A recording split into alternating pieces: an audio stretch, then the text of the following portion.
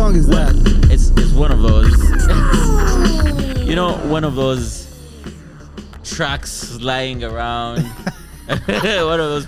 It's. I'm actually playing a project. Stuff you do in your sleep. Okay, fine, cool. I understand that. Very, very, very old project. So how do we do this? Our first time. We're probably gonna mess it up, but yeah, this is our first time. So whoever is listening in or watching, welcome to the Master Bus podcast. Yeah. This is gonna be fun. Finally, I get to do this with you, bro. Yo, let's do it. It's been a long time coming. It's been a long time coming.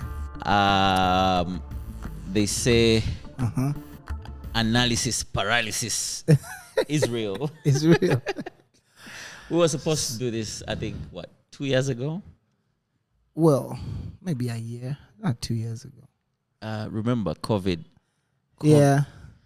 COVID took about two years, yeah. 2 years. So, yeah. Anyway, Every time I hear that word COVID, like, it just brings a certain feeling. Yeah, but do you think it's a new normal now? Remember that phrase was like the phrase. Yeah, but to me now it sounds like it's in the past. Yeah, and it's something that will tell our grandkids that something happened. Yeah, and the whole world stopped. The world stopped. Anyway, welcome to the Master Bus. This is a podcast about everything creative. We're going to be hosting me and Benon Mugumbya. My name is Steve Keys. We're going to be hosting. Who are we going to be hosting, Benon? Creatives, artists, music producers, sound engineers, movie directors, whoever's creative, writers, whether it's script writers or songwriters, especially people in our industry, in the entertainment industry. Yeah. So our main goal is to kind of give people a picture of what happens behind the scenes and like what kind of work goes into creating, say, a song from scratch, where there's nothing, no single letter is written, no melody, no nothing, to a full song that you listen to in a club or in your car, and you really fall in love with it. And what's that process like? Exactly, and to a point where it gets an emotion out of you. What kind of work goes into that? So we're going to be looking into all that, like even for movies, whether it's for anyone who is... And also get to know what kind of people are these. Like on a personal level. Get to know what's... Are they really posers or it's just the lights? Yeah, are they snobs? Are they...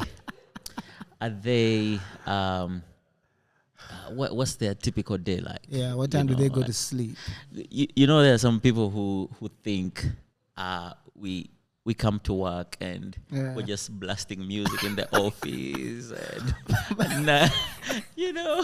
just having fun. But sometimes we have review meetings. Yo. Status review meetings. Man. I know. Yeah, so we go through all the... I guess it's like it ties into art has to be tied together with what? What is that? Is that science? Like you have to know how to be serious because accountability. Accountability. Because some people think that art is about being unserious, just playing around, which is kind of true, but not entirely true. Like you have to be accountable to yourself. I guess that balance helps elevate the art. Yeah. Usually that other side of the art, takes the fun out of it. Yeah. But it's important. It's important. Yeah, for the business. Anyway, welcome whoever is watching or listening in. My name is Steve Keys and Benon Mugumbya, man. Yeah, for a long time I struggled to find a cool name. So now it's not Benon and Vampus. Oh, some people still call me Benon and Vampus. Hi, Benon and Vampus. Yeah, because Vampus the hey, kakati kabenoni ke katini kakati guvampino gwe gudiokune. I find that so funny. Yeah, I mean, some people were real convinced that because this Vampino sounds big. So Benon, what do you do? Who are you? For those, I mean, it's unlikely that the listeners don't know you, but for those who maybe listening but in from guess, some place in the guess world. what? There are a lot of people that don't know me, and that's cool. And, Yeah, you know, I hate to assume.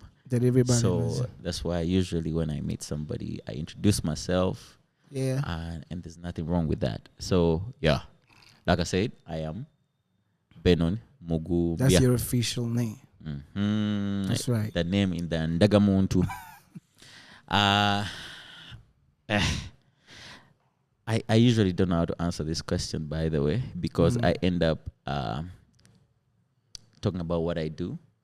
But it's because what I do is me. Yeah. You understand? Yeah. Yeah, It's not just an assignment. It's just, yeah, it's you not. love it. It does not feel like a job. So yeah, I am producer, singer, songwriter, Yeah. director. um, yeah, I like to think that I'm a positive guy. Yeah, I love positivity. I love good energy. Yeah, that's me. That's it. Probably I'm leaving out a lot of stuff. I should have probably have gone first because then I'm going to be like I'm bringing it down. But Yes, who is Steve Keys? I know you as Chigozi. yeah, Chigozi is my surname. That's in my IDs. But my friends call me Steve Keys because I play the keys. So And not just play, but I play. play the keys because you my bring friend, the house down. One of my friend called Michael with his friends while they were trying to identify which Steve he was talking about. Oh, I was with Steve, blah, blah, blah. Which Steve? The one who plays keys. So that's how the name Steve Keys came about. I'm a singer, a songwriter. I'm a music producer. I know you're a movie and music video producer and all that. I'm a music producer. I produce songs. I'm a mixing engineer without the mixing degree, but I do. Okay, the degree is from the streets. Yeah. And usually that is the legit You know one. what I mean? So I mix songs, but I love people. I laugh a lot, I'm told. But then I'm also very strict. You waste a sometimes. lot of time laughing. I waste a lot of time. Yeah, in studio. It's part of art, bro. No? Sometimes it's unnecessary. So I should change myself because I'm talking about who I am. Oh, okay. Go ahead. No, I mean, should I change myself and stop laughing? No. we all need a bit of that. Anyway, yeah. So I'm playful at times. At times I'm very serious. What else? I'm a Christian. I like sports, mostly basketball. I like watching and playing basketball. That's who I am. Yeah, I'm not a very. That's Steve Keys, ladies and gentlemen. Yeah. Yeah. So, tell me something. How did you get here? How did you end up here? I woke up, got into my car, and No, I don't drove mean here. today. I mean, So, oh my goodness. I know. Yeah, you see, there are a lot of dots that have happened in my life, and most of those dots, when I look back, were very pivotal to where I am right now. Like, I'll give you an example. Had I not have gone to Namasagadi College. Namasagadi College. For those that don't know, Namasagadi was or is, I don't know if it still exists, but it was one of those schools that were about education, not just in the classroom, but, the other stuff, the sports, We used to the know music. them about we used to know them for dancing. Yes, dance, drama, chess. So me going to that school has a lot to do with What did where you I learn am. there? So in fact, you might all be in O level. So okay, a That's funny fine. story. So this is the juice. In Deje, Let's hear this. in Deje SS. But this is the funny thing. Before you even start that story, is because we were in the same school, and we talk about it a lot. Yeah. But I don't think that you and I ever spoke to each other No. in school. We never did, but we knew No. each other. In fact, after the moment I'm going to talk about, I Yeah. resented you a little bit. You were that kid. So one time, I used to rap. Okay. And then, so one time during the end of year school dance, Entertainment, whatever that thing I is. grabbed the mic. Yeah. Yo, And you I brought thought the I house did my down. thing. I thought I did my thing. No, you were Dr. really good. Dre, you Yeah. know, ride on up, so get up. I Yeah. get up, move on. I get your groove on. It's the DRE, the spectacular, in a party. Go for your Mexico. Hey, Hey, yo. you killed it. And then this kid walks in from S1, I was Shabe Lauze. exactly. Ay. What rap did you do? It was Some Timbaland stuff. Timbaland and Magoo. Love to love ya, love ya, love ya. I don't even remember the words, but it was the song then. Yeah. So, yeah, it was not a good look for me. But anyway, No, for the record, I ended up winning that rap yeah, contest, whatever it was. But also because I was young Yeah. and I was likable, so, and I was in S1, I was a new kid. They're like, "Oh, he's cute" and all that. So yeah. every time I got the mic to rap. And I remember the MC was like, "No. I think let's Do it again." Let's do it again." Yeah, Because he was shocked that everyone was, rocking for you. yeah. Anyway, yeah. So you it hated. was So you hated me. Low key. That's funny, but 'cause Yeah. now it's funny that we've ended up in the same Man. place. You know they say God is a comedian. So anyway, I was very much interested in music, but in Deje, it felt like I was a misfit. Because it was a very serious school.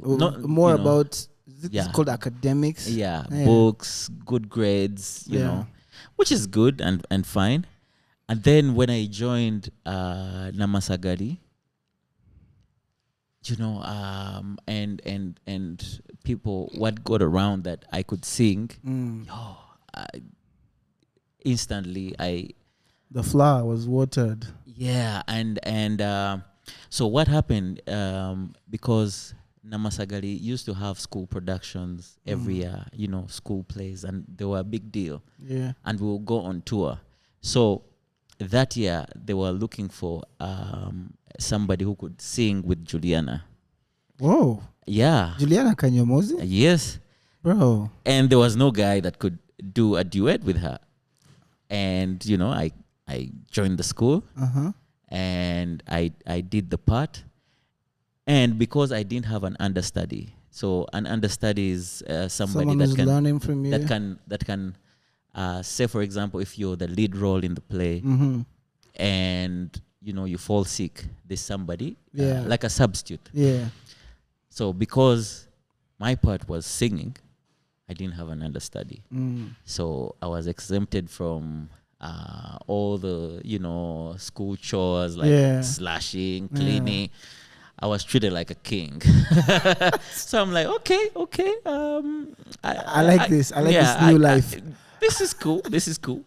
But anyway, but also watching Juliana progress and seeing how Was she in school then? Yes, she was in school, but she took music so serious. Like she was the kind of girl who would not talk to you because you missed rehearsals. Oh my God. Yeah, and I'm like, come on, man, we're just having fun. We're just singing.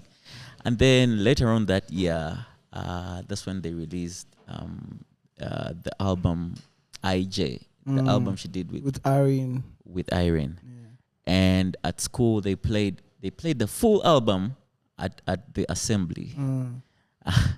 Yo, so that was a light moment, a light bulb moment. I was like, you know what, I think I can also do music. I would want to have my own songs, and you know, so yeah, the seed was planted. And then still in the same school, I met the crazy man Vampos, who later we became like brothers, you know. And I guess it just clicked. Yeah, like you had the same. So during vacation, mindset. like, you know what, why don't we start recording music? Let's have our own songs. We started performing together. But later on in life, I developed more love for producing music. Because, man, back then, being a performing artist was also very, very difficult. Yeah. I keep telling the Azawis that, at times it was us, the performers, who paid to perform. Oh my God. Yeah. You know, because tough. you loved it so much, and you know, that's how bad You wanted invested the not just the opportunity. time but the money. Yeah. Yeah. So I feel like, man, it's a hustle, and there are no guarantees on, you know, making it. And yet, you know, I felt like this was a job, and you know, it was earning me a stable income. And that's during the time where parents really thought that singing is for losers. Like if you've failed in life, then you can try singing. True. That's it. Yeah. That's during that time. That must have been tough. Very tough. And I'm really grateful that my mom let me do my thing back then. I've met your mom. She's really funny. Oh, she's cool. Sweet. She's sweet. Yeah. So in a nutshell, of course, I've been jumping things around. Yeah. But one thing led to the other. Another very pivotal moment for me was when I played. So my very first job during my senior 6 vacation, I worked at an internet cafe. So I had access to internet. I would download software. This was back in the days of Napster and LimeWire. I bet none of these guys know what I'm talking about. I don't know what that is. So it was like a file sharing software, and you could get whatever you wanted, from videos, music. So I downloaded Fruity Loops, taught myself Fruity Loops, started making beats. So one evening at DV8, I played some of my music to that you created yourself. I played it for a friend of mine who I consider to also be a brother. That's Eddie Mpaji, who was starting a studio at that time called Good Enough Productions. So he listened to my music. He's like, "Yo, you can be a producer." And for me, that was my very first time somebody telling me, "You can be something. You can actually live off of this." And so he invited me to his studio. You know, taught me a lot. I learned a lot. So you are self-taught everything. I know people don't the like very that. basic stuff. Yeah. But you know, he taught me, you know, so many things. Yeah. The different DAWs. You know, from Cubase. Yeah. He used Reason. You know, and also using the bigger stuff, the gear. I'm trying to remember the desk that he had. It was the Marquis. I've forgotten the actual. And you know, because the reason I'm asking you this question is because imagine coming from, let's say, a YouTube junkie and someone who's so invested into, who's so curious about, the heaviest kick that is on the market and what snare is hitting, right? to now I see you doing master classes. You know what I mean? Like those are sort of like two different worlds. Yeah. Now they bring you, master. I look at master classes as you're trying to tell people no, like it's not even as serious as you think it is. Yeah. It's very simple. That's what I see master class. So now you come from this kid who is like, aggressive about everything you do, and now you come to a point where, because I also I keep thinking about how you transition from like as being a studio rat to into film now, or videos or movies or whatever you want to call it. And then now I don't know, but now I feel like your curiosity is going to go beyond what lens, what camera, what blah blah blah, into another space. I feel like this is not the destination. You're still evolving into something much bigger. It's because I think I fall in love with transitioning. Can you keep one woman for a very long time? Or you would get tired and be like, I need something new. I think we'll get to that later. Let's go. No, I think it comes a point where you outgrow certain things. Okay. Because you used to sing and step on speakers. Yeah, jump. But then now you can't do that. And then after some time, you feel like, okay, I don't think this music is me. Yeah. Like I listened to a lot of the music we did back then. Like, oh, that sounds so cliche. But it was banging. That's where you were in life. Yeah. So we all grow, and I think I always love the next challenge, which is sometimes good, sometimes bad. But I think that has helped me progress. That's awesome. Yeah. That's awesome. And you, tell me why you here? How did you end up here? So I think mine is pretty straightforward. Not that yours wasn't, but you know what I mean? I've been singing for a long time in church, and most people in church used to tell me, "Oh, you could actually sing." Yeah, but I taught myself how to play piano in a very funny way. Really? So there was a neighbor of ours had a keyboard that died. My dad is an electrical engineer, so that they brought it to our house for my dad to fix it, and then he ended up not picking it for like 2 years. Wow. So I learned how to play keyboard on that keyboard. Wow. And after 2 years, he came and took it away. So to me, I felt like that was a God-given, period for me to actually learn how to play. Then from that point, I started playing keyboard or organ or piano in church for a very long time. Started singing, sang in the choir. And I sang in school with my friends.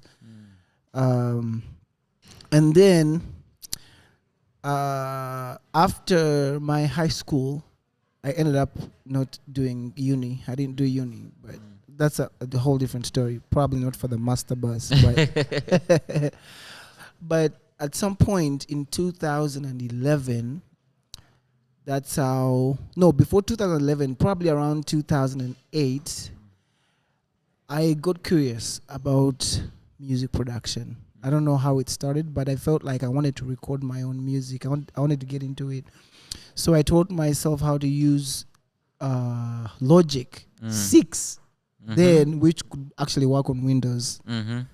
Before it went to Logic 7, I think, when they shifted from, they ended up making it only Mac. Then after that, in 2011, I joined Janzi Band when it was starting. Wow. That was like my first professional. That's how long ago was that? 12 years? Yeah. Yeah. So that's when I started like performing commercially, I should say, like making money off of my singing. And then after playing in Janzi for 2 years, I then evolved, which we all love to do, evolved into my own brand, which is now Steve Keys, and started playing at a club in Bugalobi called Gatomato Gatomato. for 5 solid years every Tuesday. I think in all the 5 years we only missed like 4 Tuesdays. Wow. Yeah, in all the 5 years, I think just about 4 Tuesdays. But we were there you were sure to find us there every Tuesday. So I was performing there, but during that whole time, I got a bit of recognition from people like you, Swang's Avenue. So the Swang's Avenue invited me to do shows like, when was the first Roast and Rhyme? 2016. 16. Yeah. Yeah, that's much later though. But I used to see you guys around. You know, I knew a few of you. I would come and sometimes jam. Yeah, yeah. So we knew each other, but we weren't like really acquainted or whatever that word is. My very first time to see you perform, you might not know this. I probably don't. Was at what's that hotel? Emin Pasha. Emin Pasha. During the Quella days. Yeah. So yeah, Quella was performing, and then you came with your. I think you got a guitar from Joe or somebody. Yeah. And you from Mr. Jailer. I did Jailer. I'm like, wait a minute, this is that cowboy from that I don't like. Yeah. Yeah, and you sounded really amazing. I'm like, oh. Then later on, I started seeing you around the city. So I started playing at different places, corporate functions and weddings and stuff like that. And then, for a very long time now, 2020. Which means you're old. Huh? No, I've been around for a bit. I'll tell you that right now. I've been around for a bit. but the fact that you're my OB and we but were, Benon, so it means that you're also very old. Let's put this on the record. I'm from before. Yeah, but I was like 5 years under you. So no. Okay, 4 years. No. Yes. I was in S1 and you were in S4. Okay. So you've seen more days. Like 3. But we're in the same age range. No, we're not. You're in another floor, and I'm still in another floor. Okay, so let's not go there. Anyway, come on. It's competitive. Sorry, it's competitive between me and you. But yeah, we'll come to the part where you've won more accolades than I have. But I'm okay with that because I'm going to win bigger accolades. I know that. Facts. Anyway. Yeah, so 2020... So Swangs was giving me some work. I was working at home, obviously, because of COVID. Yeah, and then I think 2021, I started working with Swangs Avenue as a in-house producer. And it's been a good journey so far. Great amazing. And yeah. For me, sorry to cut you short, but I feel like God's timing is really amazing. So I mean, hadn't we worked with you, I don't think we would have considered the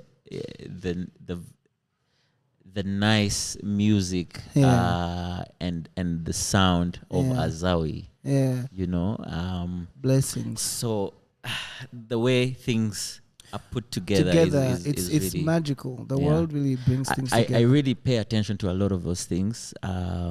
Sometimes it might seem small, but I appreciate them. Yeah. Like you can meet somebody very random in a very random place, but later on,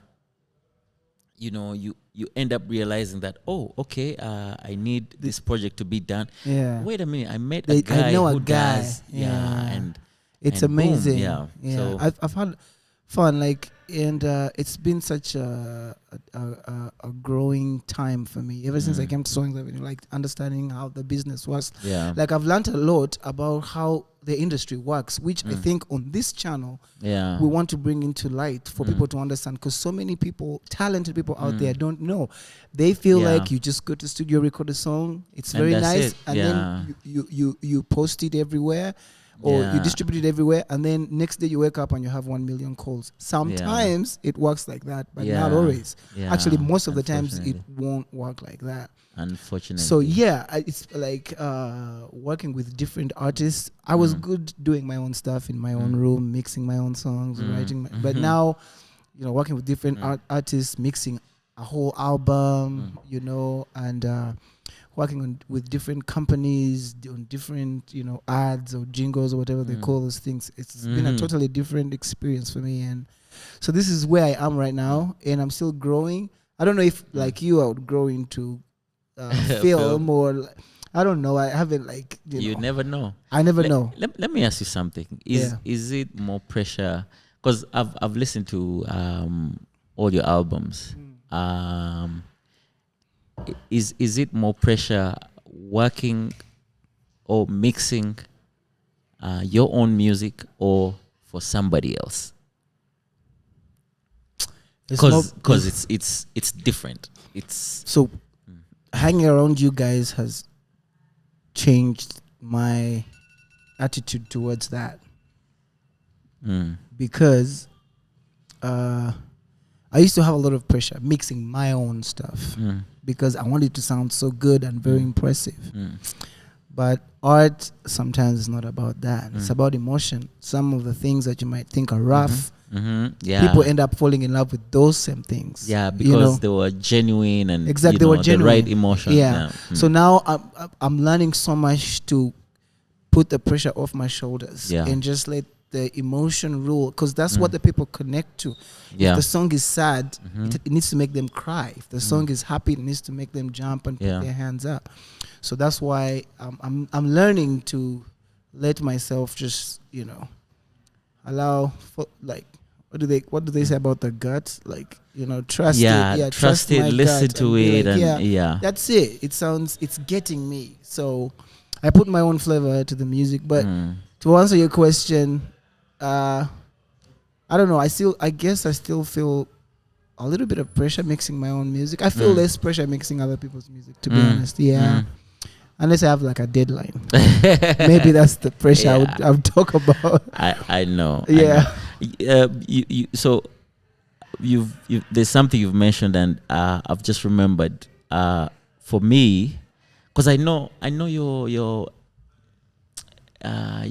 most times you're very technical and you love explaining things and but half the time when I was starting up, I didn't know anything. I was just enjoying myself. The feeling, I remember there's a time, I think I had just Blue 3 had just released Where You Are. It sounded amazing, and I was just doing my basic stuff.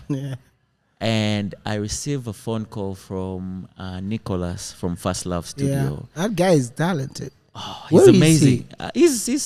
We need to bring him on the show. Yeah, I mean, this show is all about them. Is mad talented. So he calls me and is like, "Yo, tell me what compressor do you use and what ratio?" He was getting very mad scientific with me. Yeah. And I was a guy who just slaps on presets, and I'm like, oh my God, I need to do some homework, But for me, I feel like that helped me a lot because I didn't know most of these things, and I was just enjoying myself and having a good time. I guess until that's very important. Sometimes, I guess you need the balance because the technical, because sometimes you need to do something very particular. Yeah. So if you don't know the technical side in that case, then you've killed it. I have a lot.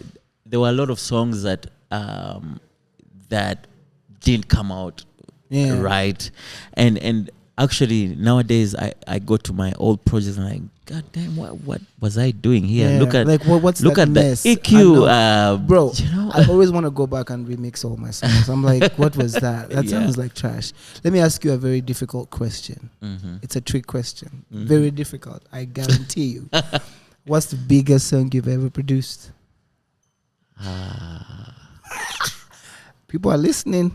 I'll tell you that right now. Oh man. And when you say big, As in a song that Yeah. blew up, or a song that for me I That feel blew like up. That was blew big. up. Yeah. I think Mr. DJ Really? or Kumiro Mkwano. Between those two, I think. You think so? Yeah. Whistle. Did you produce that Whistle song? No, that was just Jose. Who did? Who did? What's the song? But so in your opinion, Mr. DJ is the what?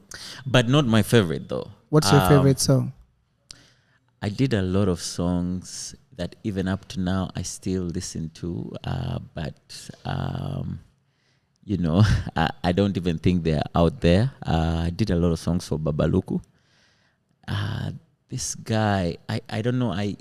We're gonna get him on the show. We need to get him on the show. I found his music very. I could Conscious? relate. Yeah, very conscious. I could relate with the lyrics, with what was saying, and also for me, even up to now, I love to produce a song, and I always want the emotional side of the song to come out. to come out. Yeah.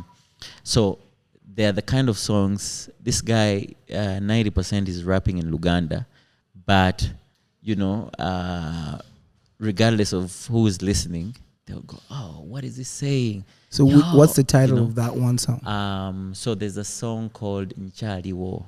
Okay. I'm still here. Is it on Apple Music? I don't know. You know, Is it on Babaluku. YouTube? It should be. Babaluku is the kind of guy I'll try to who, find it. yeah, you end up being frustrated. You're like, yo, you have very nice music. Why don't you put it out there for the people? Mwana Benon, kupapa, you know. They are those type of artists. What's your favorite Benon Mugumbya song? Yeah.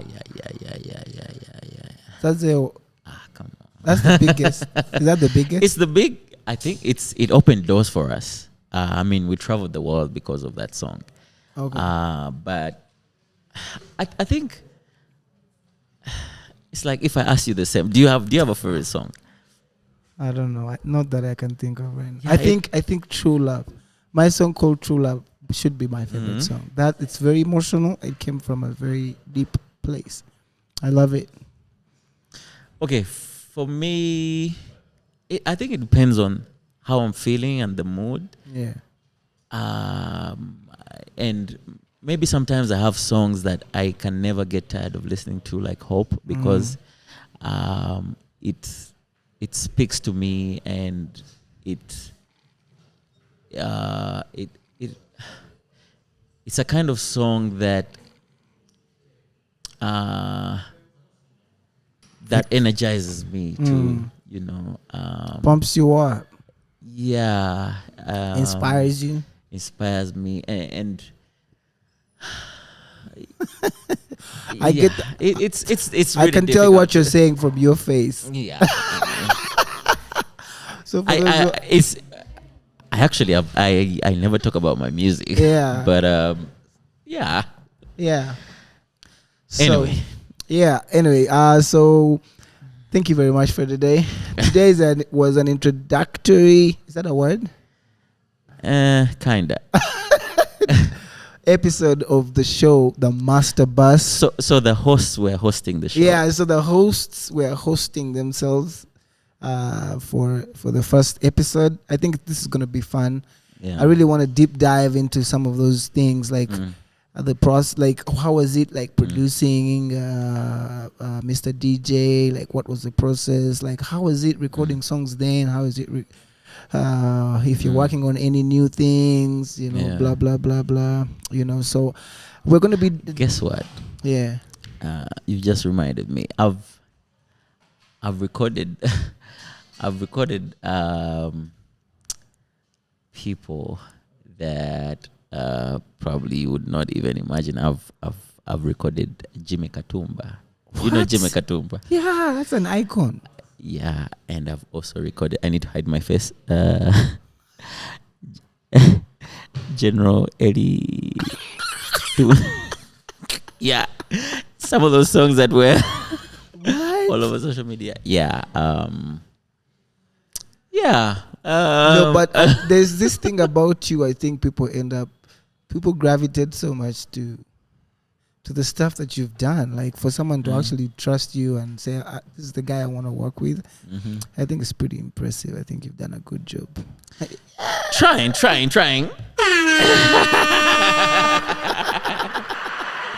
Anyway, we need to end the show. Yeah, this was the first episode. We probably messed it up, but it's going to be fun. We had fun talking about this. Some of the things we've talked about right now, we've never talked about. Yeah. Like you and I.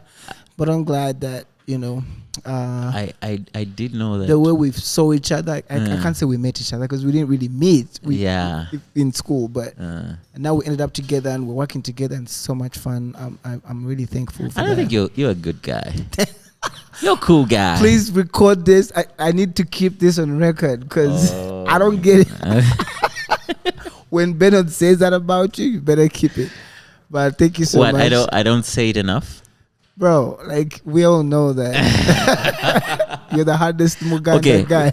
We're out of here. It's Master Bus. This is the Master Bus podcast. The first episode. And please look out for the next episode, and we'll let you know pretty soon who we're going to be bringing on the show. Yeah. We're out. Peace out. Hey.